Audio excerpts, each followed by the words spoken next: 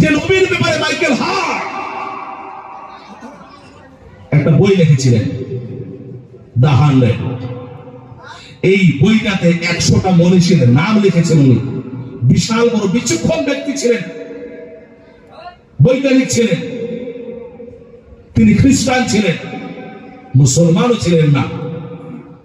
তিনি তার জ্ঞান গবেষণা করে করে একটা বই তৈরি করেছেন, বই লিখেছেন। 100 মনীষীর নাম দিয়ে বইটার নাম দিয়েছেন দ্য 100। উনি ওনার ফ্রান্সি ভাষায় বলছেন যে আমি চিন্তা করতে করতে চিন্তার সীমা পর্যন্ত পেরিয়ে গিয়েছি।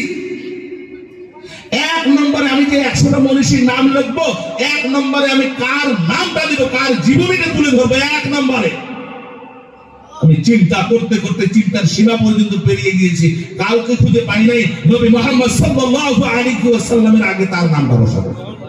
জোরে বলি সুবহানাল্লাহ। দেখবেন মাইকেল হার্ট উনি নিজের জ্ঞান গবেষণা করে ইসলাম ধর্ম শেষ পর্যন্ত কবুল করে নিয়েছেন। উনি 100 মনীষীর নাম লিখেছেন, দ্য 100 নাম দিয়েছেন। যদি বিশ্বাস না হয় লাইব্রেরিতে গিয়ে খোঁজ করে নিয়ে আসবেন। দ্য 100 বইটা আমাকে দাও তো, বাংলাতে পাওয়া যায়, নিয়ে আসবেন।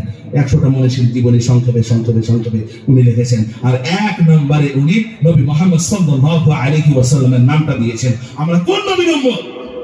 মানবতার মহান শিক্ষক, এমন একজন নবী, 2 জাহানের বাদশা, সমস্ত নবীদের নবী, ইমামুল আম্বিয়া, এরকম একজন নবীর উম্মত আমরা। এই নবীর উম্মত হয়ে আমরা যে অন্যায় গুলো করি,